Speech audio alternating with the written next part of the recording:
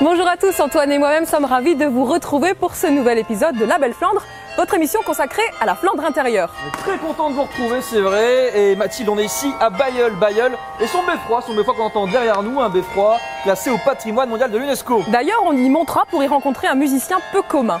C'est vrai, mais avant ça, Mathilde, je sais que tu aimes beaucoup les paysages, les petits chemins bordés de fleurs, et j'ai un endroit à Bailleul qui va te plaire. Je parie que tu parles du Conservatoire botanique national de Bailleul. Yes, bingo, on est parti? On y va?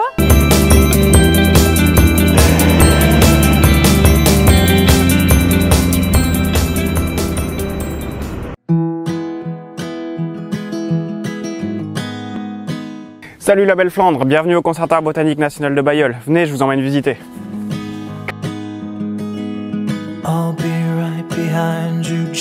Bon, bienvenue donc à Bailleul, au Conservatoire botanique national.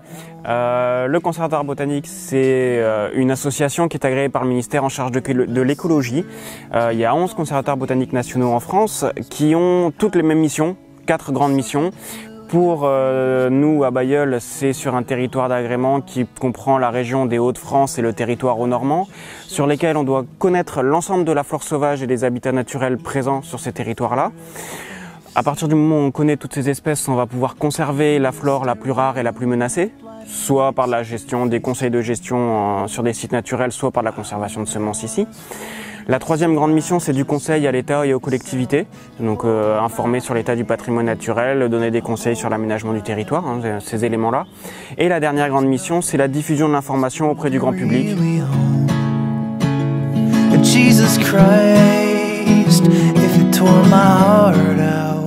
Alors il suffit en fait soit quand on vient en individuel de venir et puis il y a un petit prix d'entrée et on dispose d'un plan, ou alors on peut avoir une trame de jeu de visite semi-guidée pour vraiment découvrir les jardins en approfondissant un petit peu les connaissances avec des différents niveaux, si on vient en famille, si on a envie vraiment d'apprendre des choses plus pointues. Si on veut venir en groupe ou en scolaire, etc., on nous contacte et puis on voit pour trouver une date. Ce qui est intéressant ici, il y a ces différents jardins, il y a une aire de pique-nique, il y a un espace pour pouvoir jouer, se défouler un petit peu le midi.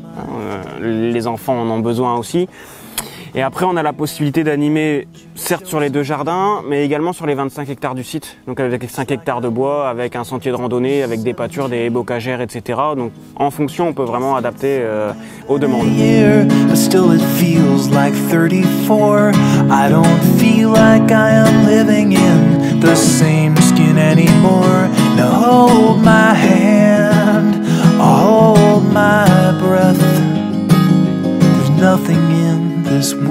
Bon merci de votre visite, la Belle Flandre, et puis on espère vous retrouver nombreux ici au Conservatoire botanique. À bientôt.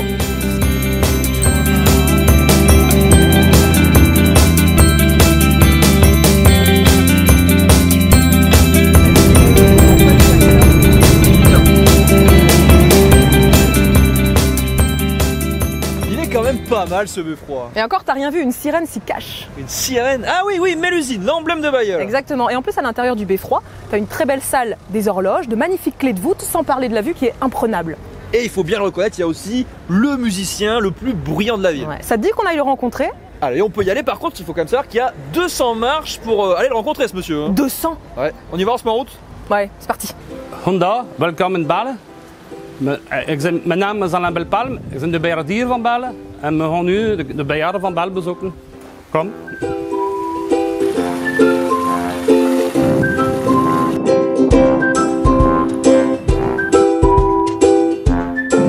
Voilà, alors ici nous sommes dans le beffroi de Bailleul, qui a été complètement détruit pendant la guerre de 14, notamment en 1918, qui a été donc reconstruit après la guerre de 14. Bon, ce n'est pas le premier beffroi. Le premier beffroi était en bois. Et après, dans les années 1177, on a reconstruit un beffroi en pierre. Oui, les Bailleullois sont très attachés à leur carillon, à leur beffroi, comme beaucoup de villes où il y a un beffroi et un carillon. Ça fait partie des traditions du Nord. Et donc les Bailleullois, pour eux, c'est très important de l'entendre tous les jours. D'ailleurs, il y a des personnes qui râlent parce qu'ils sonnent, mais quand ils ne sonnent pas, ils viennent râler parce qu'ils ne sonnent plus. Donc on a vraiment quelque chose d'intime, d'autant plus que c'est un carillon qu'on entend de loin.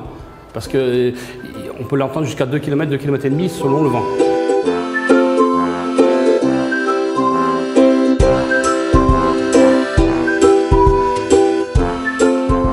Voilà, alors maintenant on a parlé du beffroi, alors maintenant on va s'entraîner au carillon d'étude. Ici c'est un carillon d'étude pour apprendre les morceaux. Une fois qu'on les sait, on les joue devant, tout en haut devant toute la population. Alors je vais vous donner 2-3 conseils pour commencer à jouer du carillon. Bon, d'abord il faut bien dissocier les mains des pieds, parce que ça se joue avec les pieds, comme un orgue, et ça se joue aussi avec les mains. Ou avec les doigts, par exemple on peut faire avec les doigts pour faire les accords.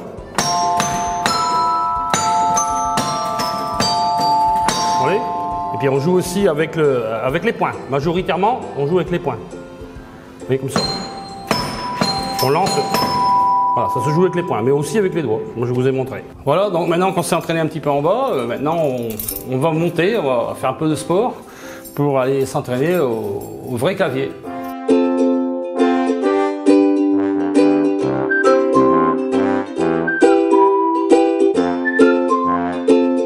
Alors ici nous sommes arrivés au campanile du carillonneur, donc c'est là où on joue les morceaux de façon manuelle.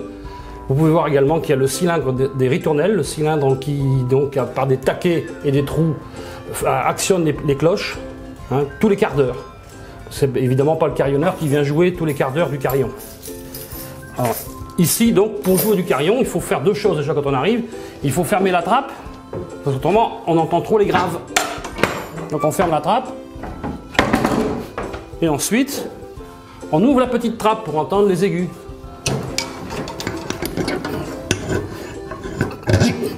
Et quand on a fait ça, bah, il n'y a plus qu'à jouer.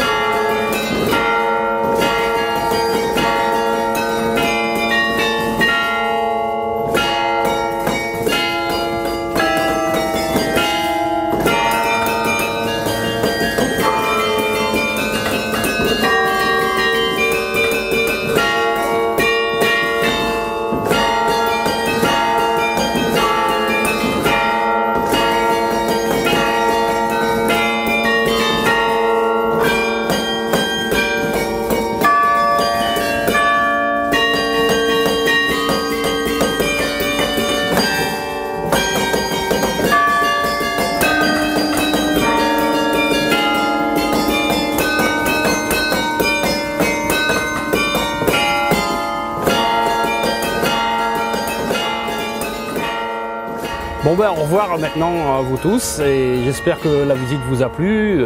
Maintenant je vais vous laisser repartir puis moi je vais travailler pour mes concerts. Au revoir.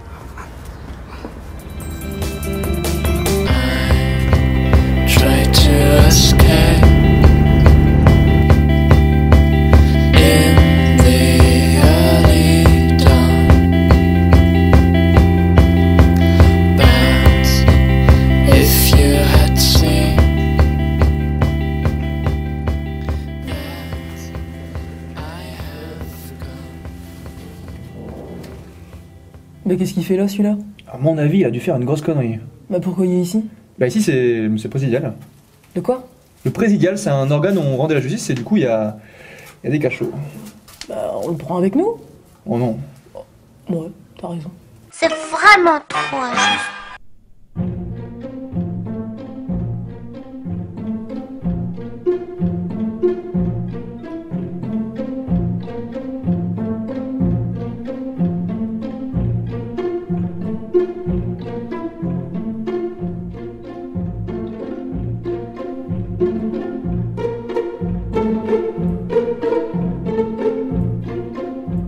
Je m'appelle Yves Devos, je suis bayeullois d'origine, né à Bailleul et je suis également un membre du cercle d'histoire et d'archéologie Bailleul-Mont-des-Flandres. Et maintenant je vais vous présenter le bâtiment principal de Bailleul, le présidial.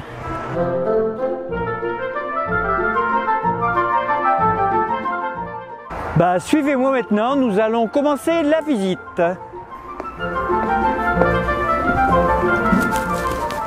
Alors vous avez là 4 photos qui indiquent un peu le résumé de l'histoire du présidial. Donc là c'était l'état dans lequel il était à la guerre 14-18. Donc un obus est arrivé du côté ouest, il a traversé le toit, il a démoli la partie droite du bâtiment quand vous le regardez en façade. Là, vous voyez déjà le début de la reconstruction. Donc, on a défait la toiture qui avait pas été détruite. On voyait les poutres. Et ici, vous voyez l'état dans lequel il est encore actuellement, c'est-à-dire après la reconstruction, donc après la guerre. Voilà, il a servi de mairie à partir de 1922.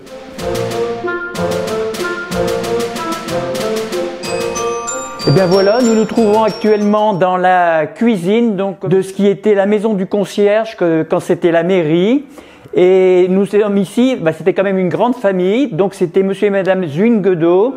Sa femme, entre autres, par exemple, devait servir la nourriture et aux prisonniers et aux gendarmes qui venaient.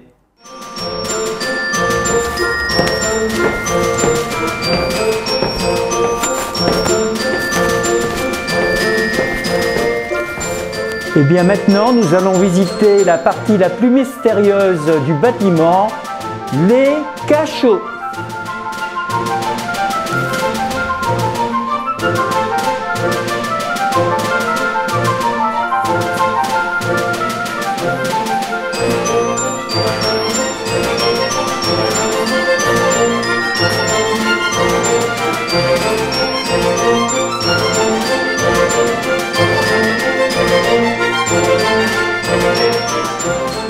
Napoléon est mort dans ce cachot. Les cachots servaient aussi de cellules de dégrisement.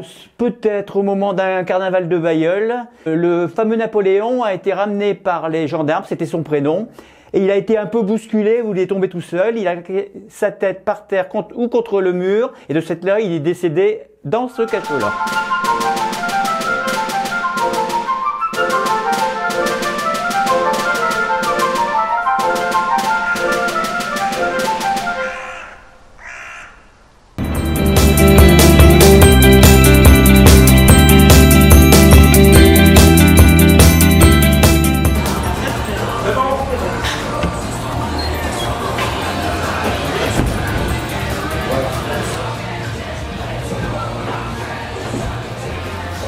Antoine, ça va?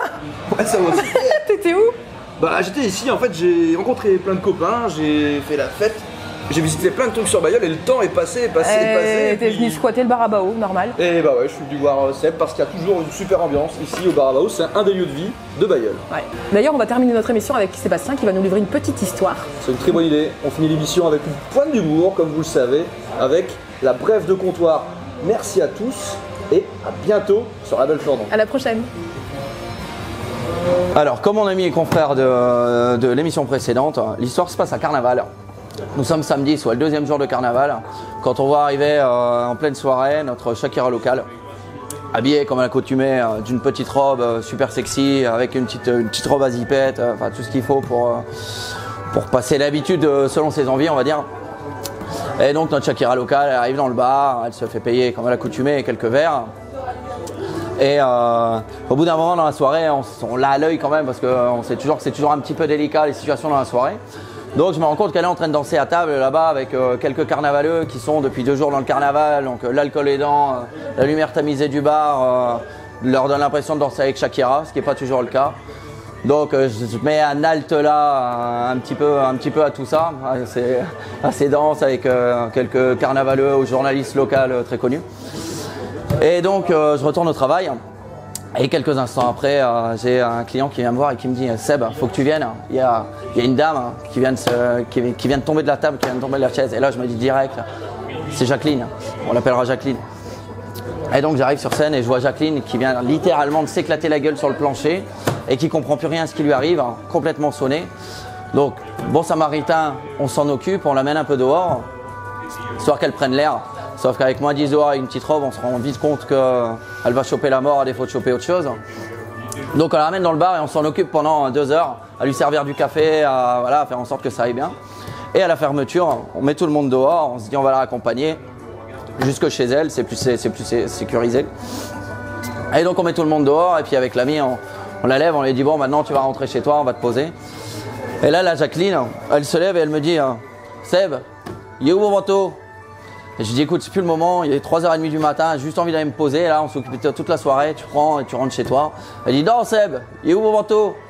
Et je dis écoute, tu vas arrêter de m'embêter, tu prends la vieille foufle là qui traîne sur le bar, tu la mets, ton manteau on va s'en occuper demain.